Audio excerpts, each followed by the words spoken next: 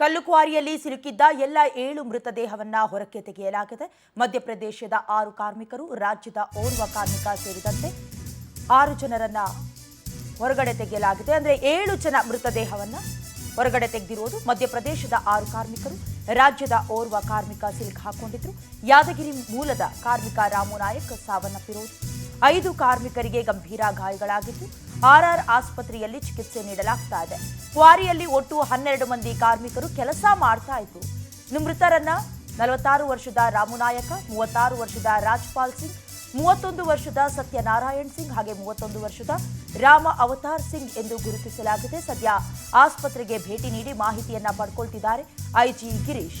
ಈಗಾಗಲೇ ನಿಮಗೆ ಗೊತ್ತಿದೆ, ರಾಜ್ಯವನ್ನೇ ಬೆಚ್ಚಿ ಬೀಳಿಸಿದ, ಜೊತೆಗೆ ಯಾವುದೇ ರೂಲ್ಸ್ ಕಂಡೀಷನ್ಸ್ ಇಲ್ಲದೆ ಅಕ್ರಮವಾಗಿ ಗಣಿಗಾರಿಕೆ ಅಥವಾ ಕಲ್ಲುಕ್ವಾರಿ ಅಂತ ಹೇಳಿದ್ರೆ ನಿಮಗೆ ಗೊತ್ತಿದೆ, ಯಾವುದೇ ಕಟ್ಟಡವನ್ನ ನಿರ್ಮಿಸೋದಕ್ಕೆ ಕಲ್ಲನ್ನ, ಸ್ವಲ್ಪ ಮೃದು ಕಲ್ಲನ್ನ ತೆಗೆಯೋದಕ್ಕೆ ಅಲ್ಲಿನ ಕಾರ್ಮಿಕರನ್ನ ತೊಡಗಿಸಿಕೊಳ್ಳಲಾಗಿತ್ತು. ಕಾವೇರಿ ಕ್ರಷರ್ ಕಲ್ಲುಕ್ವಾರಿಯಲ್ಲಿ ಭೀಕರ ಬಂಡೆ ಕುಸಿತ ಸಂಭವಿಸಿ ಸುಮಾರು 7 ಜನ ಕಾರ್ಮಿಕರು ದಾರುಣವಾಗಿ ಸಾವನ್ನಪ್ಪಿರುವ ಘಟನೆ ನಡೆದಿತ್ತು. ಬೆಂಗಳೂರು ದಕ್ಷಿಣ ತಾಲೂಕಿನ ತಾವರೆಕೆರೆ ಪೊಲೀಸ್ ಠಾಣಾ ವ್ಯಾಪ್ತಿಯ ಮಾದಪಟ್ಟಣದಲ್ಲಿ ಘಟನೆಯಾಗಿತ್ತು. ಕರ್ನಾಟಕದ ಒಬ್ಬರು ಸೇರಿದಂತೆ ಮಧ್ಯಪ್ರದೇಶದ ಕಾರ್ಮಿಕರು ಸಾವನ್ನಪ್ಪಿದ್ರು. ಕ್ವಾರಿಯಲ್ಲಿ ಸುಮಾರು 12 ಜನ ಕೆಲಸ ಮಾಡ್ತಾ ಇದ್ರು. 5 ಜನಕ್ಕೆ ಗಂಭೀರ ಗಾಯಗಳಾಗಿದೆ. ಆಸ್ಪತ್ರೆಗೂ ಕೂಡ ಅವರನ್ನ ರವಾನಿಸಲಾಗಿದ್ದು ಚಿಕಿತ್ಸೆಯನ್ನ ನೀಡಲಾಗ್ತಾ ಇದೆ. ಸದ್ಯ ಪರಿಹಾರ ರೂಪವಾಗಿ 10 ಲಕ್ಷ ರೂಪಾಯಿ ಸಾವನ್ನಪ್ಪಿರುವ ಕುಟುಂಬಕ್ಕೆ ಹಾಗೆ ಗಂಭೀರ ಗಾಯಗೊಂಡಿರುವ ಕುಟುಂಬಸ್ಥರಿಗೆ 5 ಲಕ್ಷ ರೂಪಾಯಿ ಪರಿಹಾರವನ್ನ ನೀಡೋದಾಗಿ ಈಗಾಗಲೇ ಘೋಷಣೆ ಮಾಡಿದ್ದಾರೆ.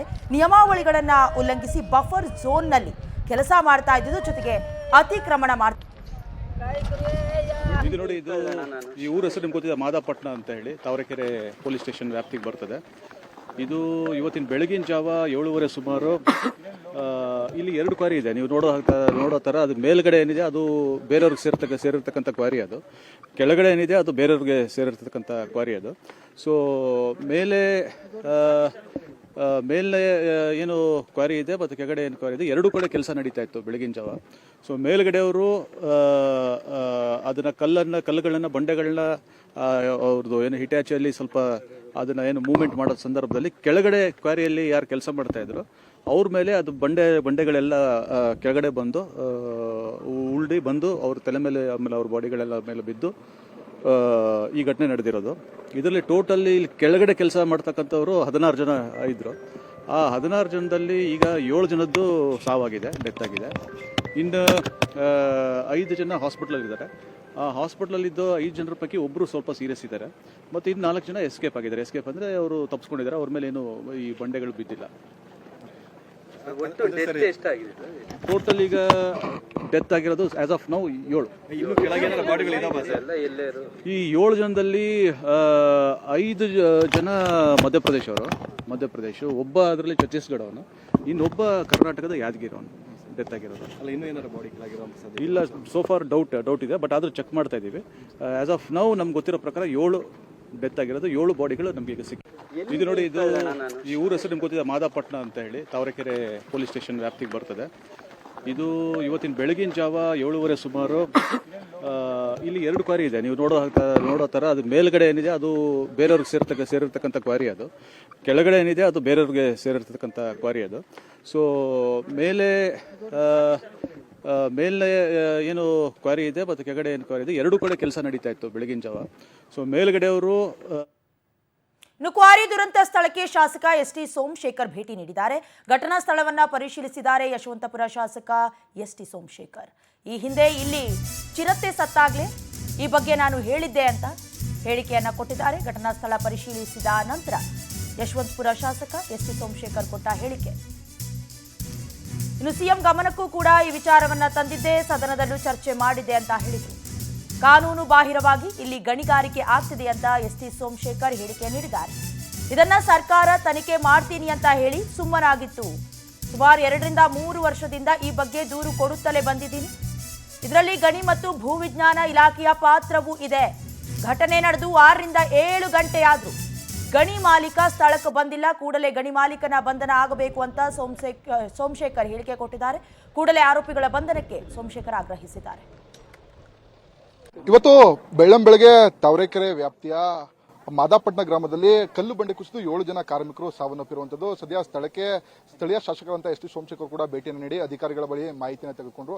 ಸದ್ಯ ನಮ್ಮ ಜೊತೆ ಶಾಸಕರಿದ್ದಾರೆ, ಅವನ್ನೇ ಮಾತಾಡ್ಸೋಣ. ಸರ್, ಬಹಳ ಪ್ರಮುಖವಾಗಿ ಸರ್, ಈ 7 ಜನ ಕಾರ್ಮಿಕರ ಸಾವಿಗೆ ಹೊಣೆ ಯಾರು ಅನ್ನುವಂಥದ್ದು ಸರ್? ಬಂಡೆ ಮಾಲೀಕರೇ ಹೊಣೆ. ಮೊದಲನೇ ಬಾರಿಗೆ ಮೇಲ್ಗಡೆ ನೀವೇ ನೋಡ್ತಾ ಇದ್ದೀರಿ, ಮೇಲ್ಗಡೆ ಮಾಡ್ತಾ ಇರ್ತಕ್ಕಂಥ ಸಂದರ್ಭದಲ್ಲಿ ಹೆಚ್ಚು ಕಡಿಮೆ ಅನಾಹುತ ಆದರೆ ಕೆಳಗಡೆ ಯಾರು ಕೆಲಸ ಮಾಡ್ತಾರೆ ಅವರಿಗೆ ತೊಂದರೆ ಆಗ್ತದೆ, ಜೀವಕ್ಕೆ ಅಪಾಯ ಆಗ್ತದೆ ಅಂತ ಅವ್ರು ತಿಳ್ಕೋಬೇಕಾಯ್ತು. ಇಲ್ಲಿ ಕೆಳಗಡೆ ಯಾರು ಕೆಲಸ ಮಾಡದೆ ಹೋಗಿದ್ರೆ ಮೇಲ್ಗಡೆ ಅವರು ಕೆಲಸ ಮಾಡಿದ್ರೆ ತೊಂದರೆ ಏನಿಲ್ಲ. ಬಟ್ ಅನಾಹುತದಿಂದ ಕೆಳಗಡೆ ಬಿದ್ದರೆ ಕೆಳಗಡೆ ಕೆಲಸ ಮಾಡ್ತಕ್ಕಂಥ ಕೂಲಿ ಕಾರ್ಮಿಕರಿಗೆ ಸಾವು ಆಗ್ತದೆ ಅಂತ ಗೊತ್ತಾಗಿದ್ರು ಅವರು ನೆಗ್ಲಿಜೆನ್ಸ್ ಮಾಡಿದ್ರೆ ಫಸ್ಟ್ ನೆಗ್ಲಿಜೆನ್ಸ್ ಅವರೇ. ಅವ್ರಿಗೇನಾಗಿದೆ, ಸಾವಿರಾರು ಕೋಟಿಯಿಂದ ಲೂಟಿ ಮಾಡ್ತಾರೆ, ಬಂಡೇಲಿ ಹೊಡೆದು ರಾಯಲ್ಟಿ ಮೋಸ ಮಾಡ್ತಾರೆ, ಸರ್ಕಾರಕ್ಕೆ ಮೋಸ ಮಾಡ್ತಾರೆ, ಈ ಊರಿನವ್ರಿಗೆ ಮೋಸ ಮಾಡ್ತಾರೆ, ಎಲ್ಲರಿಗೂ ಮೋಸ ಮಾಡಿ ಹೊಡಿತಾರೆ. ಏನಲ್ಲ 5-10 ಕೋಟಿ ಖರ್ಚು ಮಾಡೋಣ, ಯಾರು ಸದ್ದೋರ್ದು ಏನಿದೆ ನಾವು ಬಚಾವ್ ಆಯ್ತೀವಿ ಅಂತಕ್ಕಂಥದ್ದು ಕೂಡ ಈ ಕೆಲವು ಮಾಲೀಕರಿಗೆ ದುರಹಂಕಾರ, ಹಣದ ಇದು ಜಾಸ್ತಿ ಆಗಿದೆ.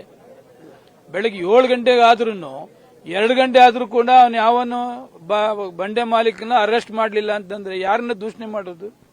ಅಂದ್ರೆ ಸರ್, ಅಷ್ಟೊಂದು ಪ್ರಭಾವಿಗಳಾಗ್ಬಿಟ್ಟಿದಾರ ಈ ಮಾಲೀಕರುಗಳು ಅಂತ ಹೇಳಿ. ಪ್ರಭಾವಿನೇ. ಈ ಸುತ್ತಮುತ್ತ ಬಂಡೆ ನೋಡ್ತಾ ಇದಿರಲ್ಲ ನೀವು, ಎಷ್ಟು ಬಂಡೆ ಇದೆ, ಎಷ್ಟು ಆಳ ಹೊಡೆದಿದ್ದಾರೆ, ಎಷ್ಟು ಗಾಡಿ ಹೋಗ್ತದೆ, ಎಷ್ಟು ರಾಯಲ್ಟಿ ಸರ್ಕಾರಕ್ಕೆ ಎಷ್ಟು ಬರ್ತಾ ಇದೆ, ಎಷ್ಟು ಲಾರಿ ಹೋಗ್ತಿದೆ, ಯಾರು ಗೊತ್ತಿದೆ? ಸರ್, ನೀವು ಈ ಹಿಂದೆ ಕೂಡ ವಿಧಾನಸಭೆಯಲ್ಲೂ ಮಾತಾಡಿದ್ರಿ, ಜೊತೆಗೆ ಪಿಟಿಷನ್ ಕಮಿಟಿಲೂ ಕೂಡ ಈ ವಿಚಾರವಾಗಿ ಚರ್ಚೆ ಮಾಡಿದ್ರಿ. ಸ್ಥಳೀಯ ಶಾಸಕರು ಈ ಬಗ್ಗೆ ಪ್ರಸ್ತಾಪ ಮಾಡಿದ್ರು ಕೂಡ ಎಲ್ಲೋ ಒಂದ್ ಕಡೆ ಅಧಿಕಾರಿಗಳು ಕೂಡ ಇದಕ್ಕೆ ಕ್ರಮ ಮಾಡದೇನೆ ಈ ರೀತಿ ಈ 7 ಜನ ಕಾರ್ಮಿಕರ ಸಾವಿಗೆ ಹೊಣೆ ಆಗೋದ್ರ ಅಂತ ಹೇಳಿ. 100% ಮೈನ್ಸ್ ಅಂಡ್ ಜಿಯಾಲಜಿ ಅವರೇ ಕಾರಣ. ನಾನು ಪ್ರಾಣಿ ಹೋದಾಗಲೇ ಹೇಳಿದ್ದೆ, ತನಿಖೆಗೆ ಆದೇಶ ಮಾಡಿದ್ರು, ತನಿಖೆ ಏನಾಯ್ತು ಅಂತ ಗೊತ್ತಿಲ್ಲ. ಮೈನ್ಸ್ ಅಂಡ್ ಜಿಯಾಲಜಿ ಮಂತ್ರಿಗಳು ಬರಲಿಲ್ಲ ಅಸೆಂಬ್ಲಿಗೆ, ಕೃಷ್ಣ ಬೈರೇಗೌಡರು ಆನ್ಸರ್ ಮಾಡಿದ್ರು. ಎಷ್ಟು ಲೀಗಲ್ ನಡೀತಿದೆಯಾ, ಇಲ್ಲೀಗಲ್ ನಡೀತಿದೆಯಾ ಅದೆಲ್ಲ ತನಿಖೆ ಮಾಡಿ ನೆಕ್ಸ್ಟ್ ಅಸೆಂಬ್ಲಿಗೆ ಸಬ್ಮಿಟ್ ಮಾಡ್ತೀವಿ ಅಂತ ಹೇಳಿದ್ರು. ಇದುವರೆಗೂ ತನಿಖೆನೂ ಆಗಲಿಲ್ಲ, ಸಬ್ಮಿಟ್ ಆಗಲಿಲ್ಲ. ಈಗ ಇದು ಅನಾಹುತ ಆಗಿದೆ. ರಕ್ಷಣೆ ಯಾರು? ಈ ಮಧ್ಯಪ್ರದೇಶ ಅಲ್ಲಿ ಬಿಹಾರ್ ಇಂದ ಬರಲಿ, ಇನ್ಯಾರ ಬರಲಿ, 10,000 ಜನ ಈ ಫ್ಯಾಕ್ಟರಿ ಈ ಕಲ್ಲುಗಳು ನಂಬಿಕೊಂಡು ಜೀವನ ಮಾಡ್ತಾ ಇರ್ತಾರೆ. ನಮ್ಮ ಕ್ಷೇತ್ರದವರು ಸಾವಿರಾರು ಜನ ನಿರುದ್ಯೋಗಿಗಳು ಬ್ಯಾಂಕ್ ಸಾಲ ಸೋಲ ಮಾಡಿ ಲಾರಿಗಳು ಇಟ್ಕೊಂಡು ಜಲ್ಲಿ ಟ್ರಾನ್ಸ್ಪೋರ್ಟ್ ಮಾಡೋದು ಜೀವನ ಮಾಡ್ತಿದ್ದಾರೆ. ಎಷ್ಟು ಜನಕ್ಕೆ ಇದು ತೊಂದರೆ ಆಗ್ತಿದೆ? ಒಬ್ಬ ಮಾಲೀಕ ಆದನು 100 ಸಾರಿ ಯೋಚನೆ ಮಾಡಬೇಕಾಗ್ತದೆ. ಇಂಥದ್ದಲ್ಲಿ ಕೆಲಸ ಮಾಡುವಾಗ ಹೆಚ್ಚು ಕಡಿಮೆ ಆದರೆ ಯಾರು ಜವಾಬ್ದಾರ ಆಗ್ತಾರೆ? ಅವನಿಗೇನಾಗಿದೆ? ಆ ಮಾಲೀಕನಿಗೆ ದುಡ್ಡನ್ನ, ಹಣಬಲ, ತೋಳ್ಬಲ, ಎಷ್ಟು ಜನರ ಸಾಯ್ಲಿ ನಾನು ದುಡ್ಡಿಂದ ಬಚಾವ್ ಮಾಡ್ಕೋತೀನಿ ಅಂತಕ್ಕಂಥ ದುರಹಂಕಾರ ಅವನ ತಲೆಯಲ್ಲಿ ಒಪ್ಪಿದೆ. ಅವರಿಗೆ ಈ ಡಿಪಾರ್ಟ್ಮೆಂಟ್, ಪೊಲೀಸ್ ಡಿಪಾರ್ಟ್ಮೆಂಟ್ ಸಪೋರ್ಟ್ ಮಾಡ್ತಿದ್ದಾರೆ, ಮೈನ್ಸ್ ಅಂಡ್ ಡಿಪಾರ್ಟ್ಮೆಂಟ್ ಸಪೋರ್ಟ್ ಮಾಡ್ತಿದ್ದಾರೆ, ಫಾರೆಸ್ಟ್ ಡಿಪಾರ್ಟ್ಮೆಂಟ್ ಸಪೋರ್ಟ್ ಮಾಡ್ತಿದ್ದಾರೆ. ಆದ್ರೆ ನಾವು ಕ್ಷೇತ್ರದ ಜನ ಸುಮ್ಮನೆ ಬಿಡೋದಿಲ್ಲ, ಮುಂದೆ ಹೋರಾಟ ಮಾಡಿ. ಕೂಲಿ ಕೆಲಸಕ್ಕೆ ಸರ್ ಸ್ವಲ್ಪ ಸಂಬಳಕ್ಕೆ ಬೇರೆ ಬೇರೆ ರಾಜ್ಯಗಳಿಂದ ಬರ್ತಾರೆ. ಅವ್ರು ಸತ್ತಂತ ಸಂದರ್ಭದಲ್ಲಿ ಅವರೆಲ್ಲ ಕುಟುಂಬದವರೆಲ್ಲೋ ಇರ್ತಾರೆ. ಇವರು ಒಂದಷ್ಟು ಪುಡುಗಾಸನ್ನ ಕೊಟ್ಟು ಅವ್ರನ್ನ ಕಣ್ಣೋರಿಸುವಂತ ಕೆಲಸವನ್ನ ಮಾಡ್ತಿದಾರ ಅಂತ ಹೇಳಿ ನಾವು ಒಪ್ಪೋದಿಲ್ಲ. ನಾನು ಮುಖ್ಯಮಂತ್ರಿಗಳಿಗೆ ಹೇಳಿದ್ದೇನೆ, ಯಾರು ಬಂಡೆ ಮಾಲೀಕರಿಂದ ತೊಂದರೆ ಆಗಿದೆ ಅವರಿಂದ ವಸೂಲ್ ಮಾಡಿ ಒಬ್ಬೊಬ್ಬ ಇವನಿಗೆ 1 ಕೋಟಿ ಕೊಡ್ಸಿದ್ರೆ ನೆಕ್ಸ್ಟ್ ಎಲ್ಲ ಮಾಲೀಕರು ಎಚ್ಚೆತ್ಕೊಳ್ತಾರೆ. ಇದನ್ನ ನಾವು ಮಾಡದೆ ಹೋದ್ರೆ, ಈ ಮಾಲೀಕನ ಅರೆಸ್ಟ್ ಮಾಡದೆ ಹೋದ್ರೆ, ಈ ಮಾಲೀಕನ ಜೈಲಿಗೆ ಕಳಿಸದೆ ಹೋದ್ರೆ, ಈ ಮಾಲೀಕನಿಂದ ದಂಡ ವಸೂಲು ಮಾಡಿ ಕೊಡದೆ ಹೋದ್ರೆ ಸರ್ಕಾರ ಇದ್ದು ಪ್ರಯೋಜನ ಏನು? ಮೈನ್ಸ್ ಅಂಡ್ ಡಿಪಾರ್ಟ್ಮೆಂಟ್ ಇದ್ದು ಪ್ರಯೋಜನ ಏನು? ಫಾರೆಸ್ಟ್ ಡಿಪಾರ್ಟ್ಮೆಂಟ್ ಇದ್ದು ಪ್ರಯೋಜನ ಏನು? ಇದಿಷ್ಟು ಶಾಸಕ ಎಸ್ ಟಿ ಸೋಮಶೇಖರ್ ಅವರ ಮಾತು. ಕ್ಯಾಮ್ರಾ ಪರ್ಸನ್ ಜಯರಾಮ್ ಜೊತೆ Praveen MH, power TV, Madapatna.